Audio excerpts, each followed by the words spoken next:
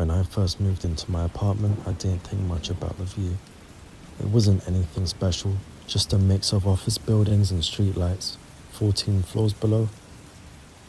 I moved in after a bad breakup, and I told myself the distance from the ground might feel like a fresh start. New job, new place, new everything. The apartment was perfect for me.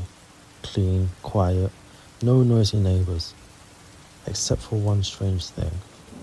The window. It stretched almost from floor to ceiling, a single pane of glass that looked out toward another apartment building about 30 feet away. Most nights, the opposite windows were dark.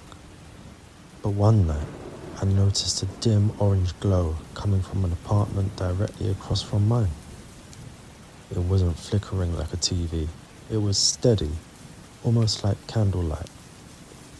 I remember standing there, sipping tea, staring out that window. And that's when I saw her. A girl, standing completely still. She looked about 20, maybe younger. Long dark hair, wearing what looked like a white nightgown. Her head was tilted slightly, like she was trying to see into my room. At first, I thought maybe she was just another insomniac like me, spacing out. But then I realized something that made my stomach twist. Her apartment was completely empty.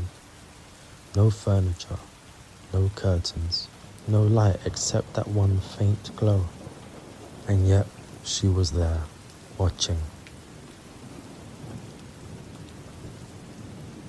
The next night, I couldn't help it. I checked again. Same time, around 2:45 in the morning. She was still there, in the same spot, facing me. I grabbed my phone to zoom in, thinking maybe it was a mannequin or a reflection.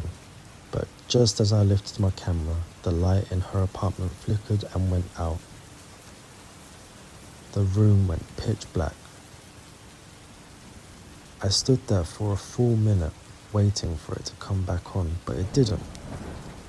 I finally told myself, it's fine, it's late, I'm just tired. I went to bed, but I could not shake the feeling that someone was still looking at me. A few days later, I mentioned it to my neighbor, Mark. He'd been in the building for years and knew everyone. I asked, hey, who lives in that apartment across from mine? 1406, I think?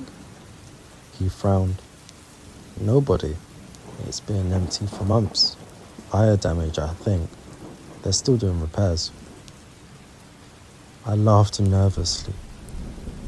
No, I swear I saw someone there. He shook his head. You didn't. Power's been cut off in that unit since last year. That night, I closed my curtains for the first time, but curiosity got the better of me. At around 3 in the morning, I peeked through a small gap, and there she was again. Standing closer to the glass than before, her face was pale, her eyes wide open, but her expression wasn't blank this time. She looked furious. I dropped the curtain and backed away. I remember whispering to myself, she's not real. It's a trick of the light. But that's when I heard it.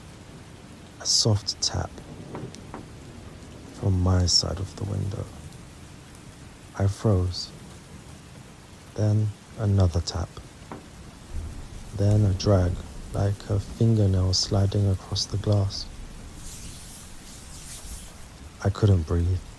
When I finally found the courage to look, she was gone. The window was empty. The next morning, I called building management. They checked the other unit, the one across from me, and confirmed it was completely sealed off for renovations. No one's been in there for months, the manager said. The electricity's disconnected. I showed him the photo I managed to snap before the light went out. It was blurry, but you could just make out the figure near the glass.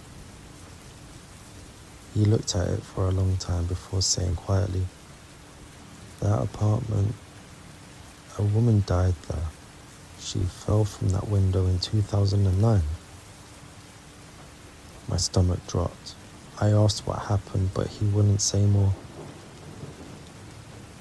That night, I moved my bed away from the window. I kept the curtains drawn and left the light on in the hallway. But around 3 in the morning, I woke up to a reflection, not of my room, but of hers. The orange glow was back, and in the glass, I could see her face again. Not across from me this time, but behind me. I turned, and there was nothing there, just the faint scent of candle smoke and a single handprint pressed on the inside of my window.